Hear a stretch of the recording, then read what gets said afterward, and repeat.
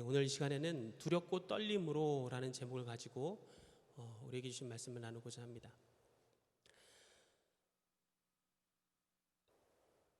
뉴스를 보면, 지난주에도 제가 뉴스로 시작을 했는데요. 뉴스를 보면 뉴스의 사건 기사가 우리 눈에 확 들어오는 경우들이 종종 있습니다. 무엇이냐면 뉴스에서 등장한 그 사람이 참 내 기대에 충족하지 못했을 때, 그래서 그 사람이 잘못한 것이 뉴스에 딱 나왔을 때, 나의 기대를 저버린 저 사람 하고 우리는 그 기사에 금방 동조를 하게 되는 것이지. 사실 오늘 우리가 뉴스를 볼 때 정치인들에 대해서는 그런 기대를 합니다. 정치를 잘하면 좋겠다. 받은 특권, 아니 받고 있는 자신이 가지고 있는 그 높이를 가지고, 그러니까는 지위를 가지고 사람들에게 특권 의식으로 다가가는 것이 아니라 나누고 잘 정치하는 정치인이 됐으면 좋겠다라는 기대가 있는데, 그 기대를 무너뜨린 사람들, 그 무너뜨린 사람들이 등장하는 곳이 바로 뉴스다라는 것이죠. 그래서 그렇게 기대를 저버린 사람들의 이야기들이 사실 오늘 우리가 살펴보고 있는 뉴스의 지면에 많이 할애되어 있는 것을 볼 수가 있습니다. 그런데 여러분, 비단 정치인은 자신이 가지고 있는 그러한 지위 때문에 그렇게 특권을 가지고 또 우리가 가지고 있는 기대를 다 부응하지 못하고, 그것이 때로는 법적으로 잘못된 것일 때에는 제재받는 일들이 생기긴 합니다만, 그러나 소소한 우리의 삶에서는, 그리고 삶에서 서로가 하는 기대에서는 그 정도 사실 제약은 없는 것을 볼 수 있습니다. 그러나 여전히 우리 간에 있어서 많은 기대들이 존재합니다. 학교에서는 여러분, 학생들은 선생님한테 기대합니다. 우리 선생님이 더 선생님다웠으면, 그렇죠? 그리고 마찬가지로 선생님들도 학생들한테 기대합니다. 조금 학생다웠으면 좋겠다라고 기대를 하죠. 가정에서도 마찬가지입니다. 부모님들은 자녀를 보면서 참 자녀다웠으면 좋겠다라고 생각을 하죠. 마찬가지로 자녀들도 부모에 대해서 그러한 기대가 있습니다. 우리 부모님이 나에게 참 그늘과 같은 좋은 부모님이었으면 좋겠다라는 기대를 하게 되는 것이죠. 교회도 그렇죠. 어디서나 사람이 모여있는 공동체에서는 기대란 것이 존재하는 것입니다. 그런데 여러분, 어떻습니까? 이 기대가 정말로 딱 맞물려서 50대 50으로 정확하게 완전히 서로 좋을 만큼 유지되는 것을 본 적이 있습니까? 그렇지 못하죠.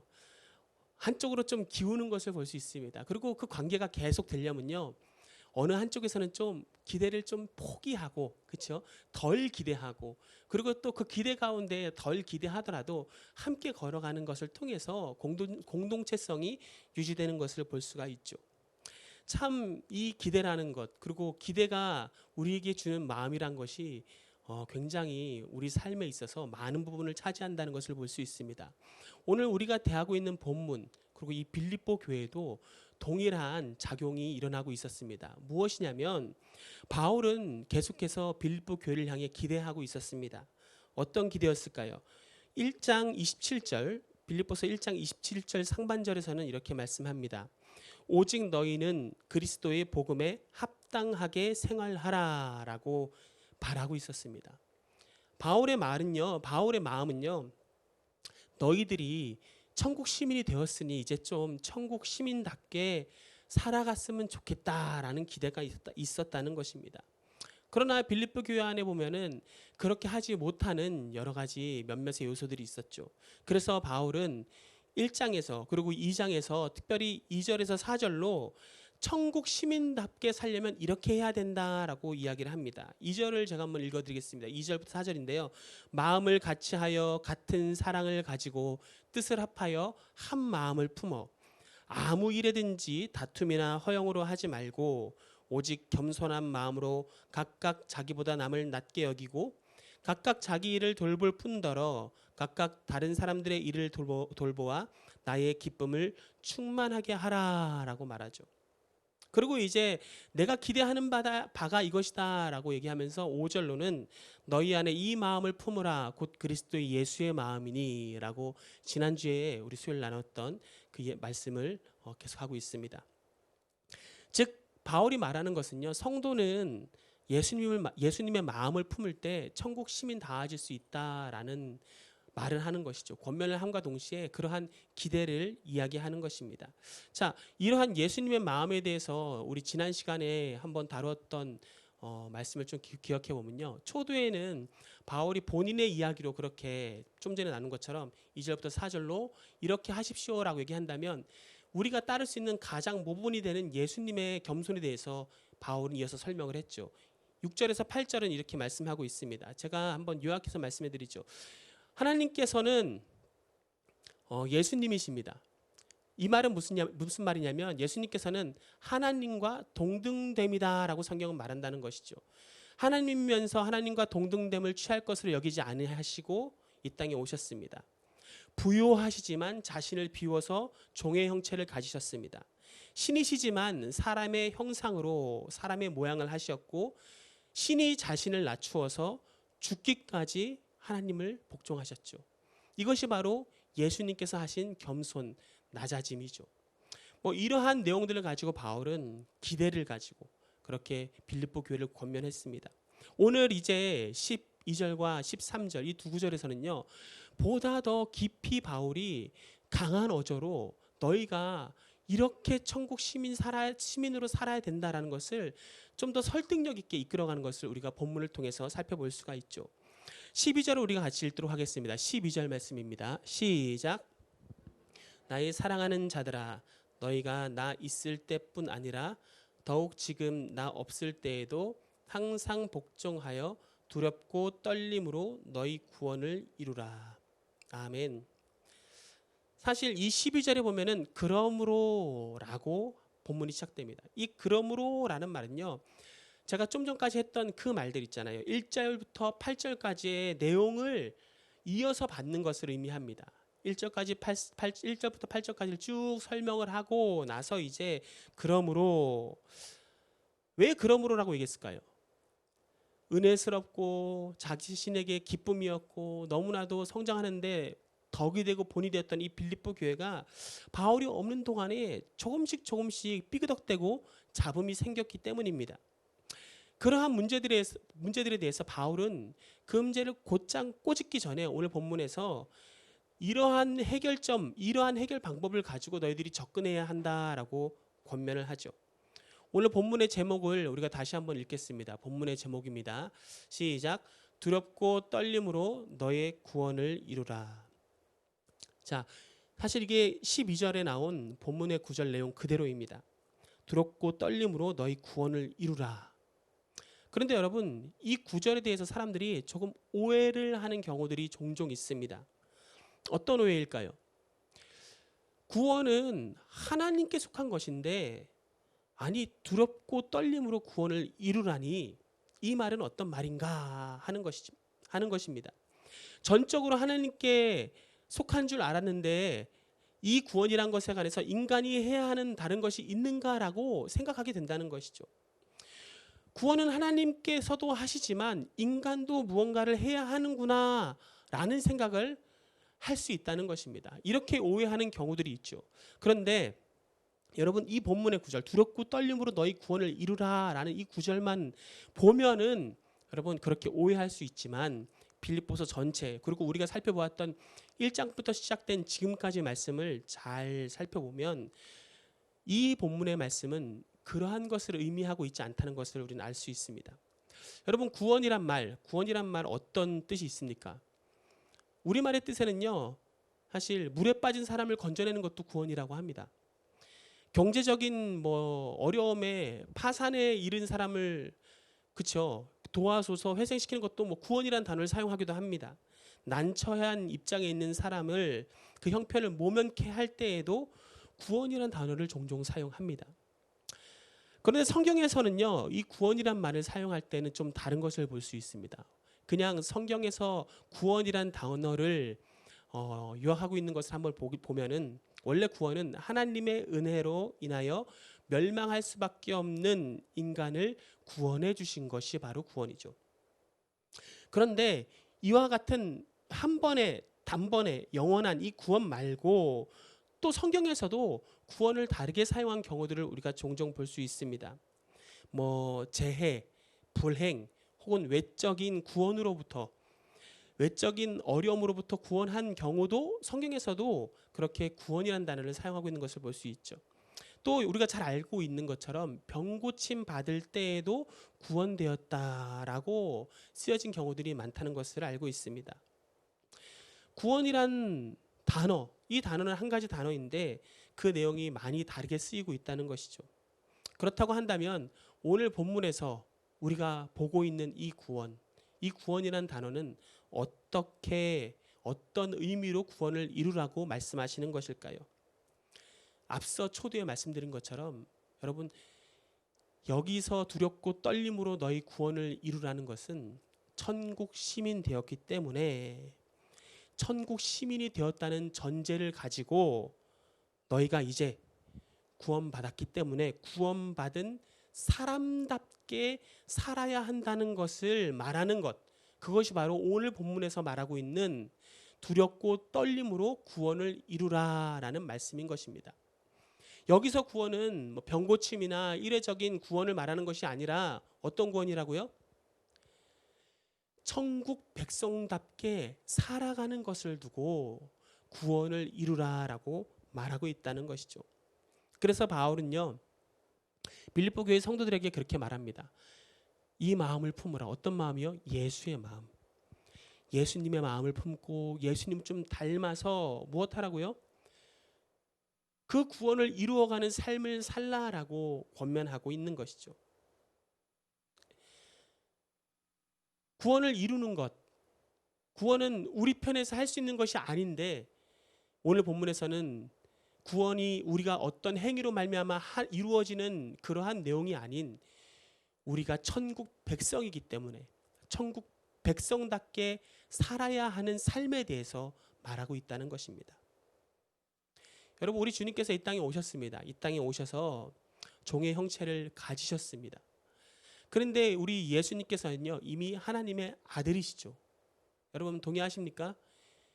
예수님께서는 이미 하나님의 아들이십니다. 그런데 하나님의 아들이신 예수님께서 만약 종의 형체를 빌어서 이 땅에 오시지 아니하셨더라면 예수님께서는 하나님의 아들이 아니십니까? 아니실까요?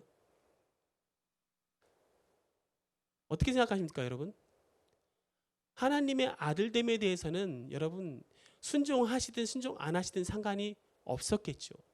하나님의 아들이시기 때문인 것은 무엇을 해서가 아니라는 것입니다. 바울이 그렇게 예수님을 우리의 본으로 두고 그리고 그 예수님께서 십자가에 달려서 죽으시면서 순종하신 모습들, 그 겸손의 모습, 겸양의 모습을 강조하면서 우리로 예수님을 닮으라 하신 것은요, 비슷한 뉘앙스입니다. 저와 여러분은 이미 하나님의 자녀입니다. 그래서 이 자녀라는 사실은 사실 여러분 사라지지 않습니다. 여러분이 정말 말씀의 순종을 정말 매 순간순간 하든 아니면 드문드문 하든 여러분이 하나님의 자녀라는 사실은 한번 구원받았기 때문에 변치 않는다는 것이죠. 그런데 바울은 그 정도로 머무는 것은 너희 신앙에, 너희 믿음의 공동체에 유익이 없다라고 말하면서 분열하고 싸움을 조장하는 우리의 그러한 심령들을 어떻게 해요? 구원을 이루며 너희들이 주님의 말씀 가운데 순종함으로 이루어 가야 한다라고 말씀하고 있다는 것이죠. 사랑하는 성도 여러분, 두렵고 떨림으로 해야 하는 것은 하나님의 말씀의 법을 못 지켜서가 아닙니다. 두렵고 떨림으로 해야 하는 것은 우리가 그러한 기대를 받고 있는 사람이기 때문에, 하나님이 자녀이기 때문에 주님의 기대 앞에서 우리가 우리 자신에 대한 모습을 생각하며 다시 한번 되짚고 말씀으로 순종하며 살아가야 하는 삶의 자세인 것이죠. 계속해서 13절에서는 이렇게 말씀하고 있습니다. 13절 우리 같이 함께 읽겠습니다. 시작. 너희 안에서 행하시는 이는 하나님이시니 자기의 기쁘신 뜻을 위하여 너희에게 소원을 두고 행하게 하시나니. 우리는 분명 하나님의 자녀입니다. 그래서 자녀됨을 알고 있고 그리고 예배하고 있습니다. 그런데 우리들도요, 성경에 아닌 말씀에 따라서 말씀을 따라 마음의 감동이 막 왔는데도 불구하고 마음에 감동이 된 그 일을 선뜻하며 살지 못하게 되는 경우들이 종종 있습니다. 마음에 도전이 왔습니다. 마음에는 말씀이 맞닿았을 때 이렇게 말씀하시는구나, 내가 이렇게 살기 원하시는구나라고 왔는데 어떻습니까? 성령님께서 감동하셨는데 순종하지 못하게 되는 경우가 더 많더라라는 것이죠. 왜 그럴까요? 솔직히 얘기하면요, 그렇게 순종하는 그 일이 나한테 너무 벅차 보이기 때문입니다. 때로는 이런 생각이 듭니다. 나 같은 게 어떻게 그런 일을 감당할 수 있을까라는 생각도 하게 됩니다. 그리고 때로는 이렇게 생각하게 되죠. 내가 이 일을 하고 난 다음에 그 다음에 나는 어떻게 되지? 하나님께서 감동을 주셨는데 이대로 하게 됐을 때 그 뒤에 대해서 전혀 내 마음에, 내 생각에는 성경과 다른 마음과 생각이 떠오를 때 이거를 어떻게 할 수 있을까라는 생각을 하게 된다는 것이죠. 그래서 많은 성도들, 또 저를 포함한 많은 말씀의 사역자들도 때로는 말씀 앞에 주저하고 좀 시원하게 전진하지 못하고 마치 반쯤은 그쵸, 땅에 발을 묶고 사는 사람처럼 그렇게 지지부진하게 믿음의 길을 걸어가는 것을 종종 보게 됩니다. 여러분, 솔직한 우리의 믿음의 생활이지 않습니까? 그런데 오늘 바울은요, 빌립보 교인들이 그러한 모습을 알았습니다. 그래서 바울은 오늘 13절을 통해서 이렇게 다시 한번 그들에게 권면합니다. 무엇입니까? 너희 안에서 행하시는 이는 하나님이시니 자기의 기쁘신 뜻을 위하여 너희에게 소원을 두고 행하게 하신다라는 것이죠. 무엇입니까? 지금 우리가 생각하게 된 것, 그리고 그 생각한 결과로 살아가는 것, 그 두 가지 모두가 누구의 소원이라고요? 하나님의 소원이라는 것입니다. 하나님의 뜻이라는 것이죠. 여러분, 어떤 일을 하는 데 있어서 여러분 머리 가운데 생각이 났습니다. 성령님께서 주셨습니다. 그런데 그것을 가지고 어떻게 합니까? 너무 우리가 때로는 많이 생각할 때가 있습니다. 말씀의 이치에 따라서 분명히 맞고, 또 믿음의 사람들과 함께 이야기를 나눠볼 때 분명히 이 부분에 대한 것은 말씀이 우리에게 주시는, 나에게 주시는 적용이 맞는데 그 다음에 생각이 너무 많아서 그 다음 길을 가지 못하는 것이죠. 내 안에 행하시는 분이 있는데 그분이 성령님이시고 내 안에서 행하시는 분이 바로 하나님이라고 바울은 우리에게, 아니 빌립보 교회에게 그렇게 말하고 있는데 우리는요, 우리 안에 생각난, 우리 안에 주신 말씀의 감동들을요 자꾸 눌러 앉는 것입니다. 아니야, 안 돼. 다음에 코로나 끝나고, 아니야, 내가 좀 어느 정도 경제적 좀 안정을 먼저 잘 쌓아놓은 이후에, 아니야, 아직은 나는 리더가 아니잖아. 아니야, 나는 아무것도 아직 할 수 없는 사람인걸. 내 가정부터 아직 잘 못 돌아봤잖아. 주시는 감동을 우리의 많은 생각으로 누르고 있다는 것이죠. 사랑하는 성도 여러분, 하나님께서 말씀을 통해서 여러분 가운데 가감 없이 성령의 감동을 주실 때 여러분 너무 많은 생각으로, 너무 많은, 여러분 죄는 우리의 마음으로 성령님의 감동을 여러분 누르고 없애버리지 않으시는 성도님 되시기를 주님의 이름으로 축원합니다. 그렇게 없애버리고 꾹 누른 다음에 말씀 들으면 또 어떻습니까? 다시 조금 꺼내서 그때를 돌아보면서 맞아 라고 하지만 마저만 하고 또 누르고 집에 가고, 나는 분명히 알고 있어, 나는 분명히 알고 있으니까 됐어 라고 하지만 여전히 제자리 걸음인 믿음의 모습, 그것이 저와 여러분의 연약한 모습이다라는 것입니다. 사랑하는 성도 여러분, 하나님께서 생각나게 하십니다. 하나님께서 행하게 하십니다. 하나님께서 여러분 속에 행하고 계십니다. 그 하나님을 신뢰하십시오. 사람의 말을 신뢰하지 말고 사람이 주는 다른 정보, 물론 정보가 중요합니다. 그러나 그것은 지혜의 영역이죠. 그러나 우리 삶에 하나님께서 우리에게 맡겨주신 사명에 관한 이야기들, 또 겸손과 낮아짐과 순종과 섬김에 관한 이야기들에 대해서는 여러분 재지 말고 성령의 감동을 따라 행하시는 저와 여러분 되시기를 간절히 바랍니다. 한 번 더 우리 13절을 한 번 더 읽겠습니다. 한 번 더 읽겠습니다. 시작. 너희 안에서 행하시는 이는 하나님이시니 자기의 기쁘신 뜻을 위하여 너희에게 소원을 두고 행하게 하시나니. 하나님께서 우리에게 주시는 감동은요, 우리가 무엇을 볼 때마다 갑자기 생각나는 여러분 즉흥적인 감동이 아닙니다. 하나님께서 성도들 그리고 우리 교회 안에서 행하시는 하나님의 방법은요, 즉 하나님께서 이끌어 가시는 우리들에게 부어주시는 말씀들은요, 오늘 성경 말씀 보면요, 자기의 기쁘신 뜻을 두고 행하시는 것으로 말씀하고 있습니다. 무엇입니까? 우리가 성도답게 말씀을 생각하고 그 말씀에 반응하면서 살아가는 그 삶, 그것을 보시면서 하나님은요 엄청 기뻐하신다는 것입니다. 하나님께서는 우리를 그렇게 작정하셨다는 것입니다. 저와 여러분의 인생 스토리는요, 하나님께서 기뻐하시는 일을 작정하고 기뻐하시는 일을 생각하고 기뻐하는 일을 살아가도록 하나님께서 디자인하셨다는 것이죠. 원래 우리가 이 땅에 있는 목적입니다.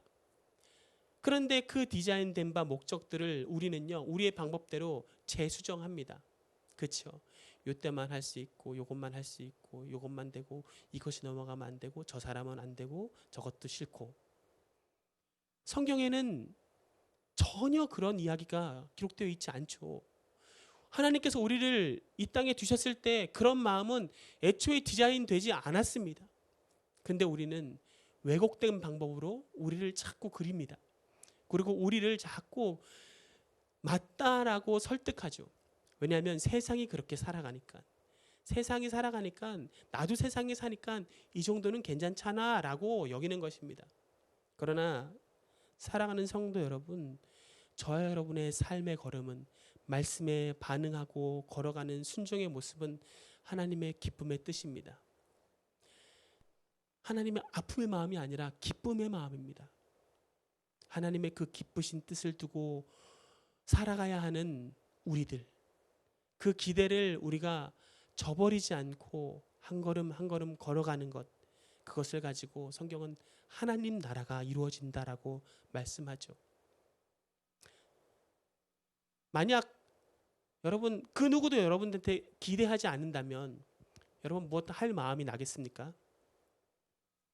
너무나도 부끄러운 나의 모습을 보면서 나 자신도 나에게 만족하지 못하고 기대하지 못하고 나 자신도 나에게 썩 점수를 많이 줄 수 없는데 그러한 나를 기대하고 계시는 분이 계시다니요.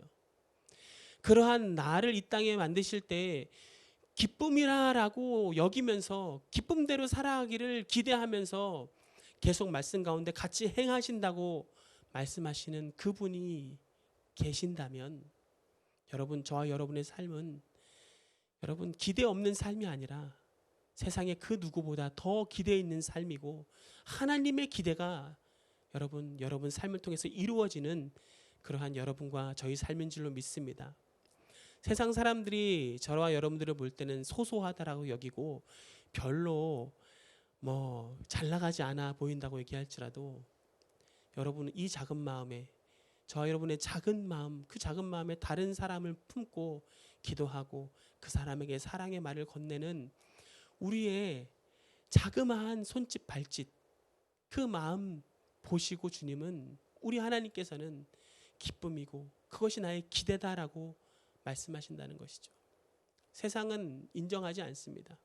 직장에서 얼마나 성실하게 일을 하든 시간에 1분도 아닌 시간에 다른 것도 구하지 않고 순전하게 그 일을 잘 감당하든 세상은 보지 않는다면 그것에 대해서 관여하지 않습니다.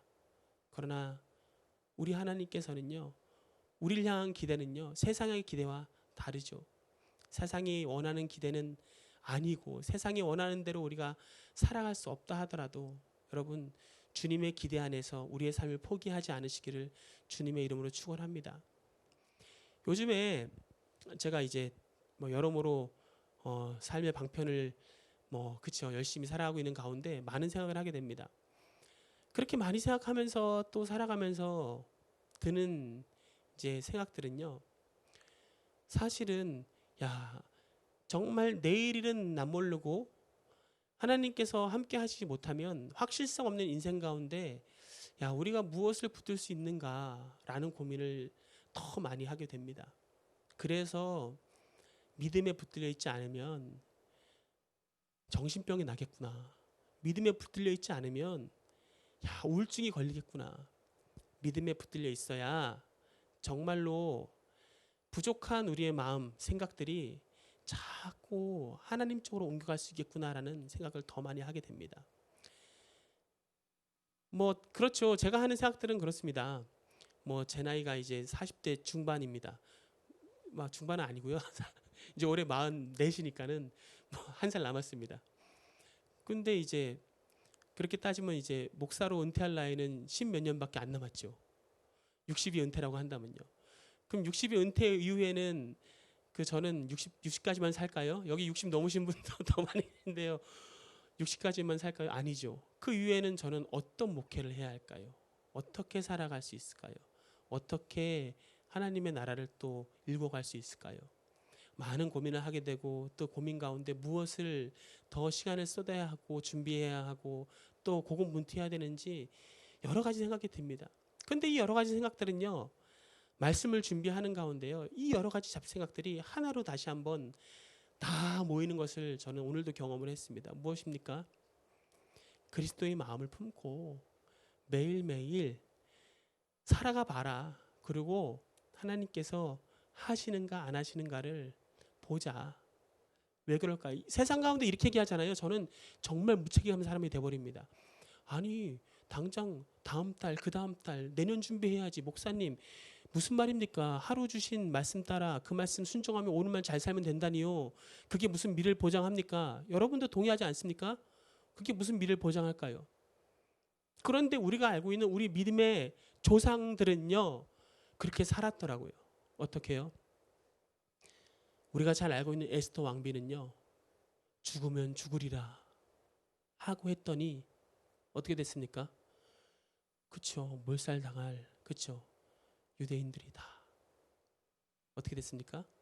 높임을 받았죠. 구원받았죠. 에스더뿐만이 아니라 성경에 있는 수없이 많은 하나님의 자녀들, 하나님의 우리 믿음의 조상들, 우리가 너무 잘 알지 않습니까? 아브라함부터 시작돼서 여러분 모든 계보를 봐도 인생 가운데 하나님 아니면 안 됩니다. 이곳에서 하나님 하십시오. 내가 할 수 있는 것이 없네요라는 그 지점을 통과하지 않은 성경의 인물이 누가 있습니까? 근데 우리는 얼마나 그 지점을 오늘도 통과하고 살아가고 있는지요. 그 지점을 통과하는 것이 나의 믿음의 미션이겠구나라는 것을 다시 한번 저는 오늘도 경험했습니다. 사랑하는 성도 여러분, 여러분도 동의하십니까? 내가 할 수 없겠구나. 그리고 주님께서 하셔야겠구나라는 포기 여러분 하실 수 있겠습니까? 없죠. 그러나 두렵고 떨림으로 조금씩 순종의 발걸음을 이루어 가시는 저 여러분 되시기를 주님의 이름으로 축원합니다. 그래서 두렵고 떨림입니다. 그래서 어려운 것이죠. 사랑하는 성도 여러분 말씀을 맺습니다. 우리 모두는 연약합니다. 그러나 우리 모두가 연약해도 내 안에 우리 안에 뜻을 두신 하나님은 강하십니다. 우리 모두는 부족합니다. 우리 모두는 부족해도 내 안에 뜻을 두신 하나님은 부하십니다. 그 누구보다 부하십니다. 우리 모두는 무능해도 내 안에 뜻을 두신 하나님은 능력의 하나님이십니다. 그 하나님이 나와 함께 동행하고 행하신다면 우리의 삶은 여러분 하나님께서 행하시는 삶이 되는 줄로 믿습니다. 능치 못함이 없는 삶이 될 수 있는 줄로 믿습니다. 세상이 얘기하는 것, 가르치는 것과 너무 다른 말이지만 여러분 이것이 우리의 삶이란 것을 반드시 기억하시고 바라옵기는 두렵고 떨림으로, 그리고 여러분 그 두렵고 떨림 가운데 정말로 내가 얼마나 하나님의 말씀을 따라 오늘도 내 몸을 내 생각을 쳐서 복종하고 있는가를 살피시고 이번 남은 한 주 믿음으로 고군분투하시고 또 돌아오셨을 때 믿음의 또 간증들을 서로 나누시고 또 기쁨으로 예배하시는 복된 저와 여러분 되시기를 간절히 바랍니다. 우리 지존하신 우리 주님 이름 앞에 우리 한번 찬양하시고 우리 말씀을 기억하시면서 함께 기도하십시다.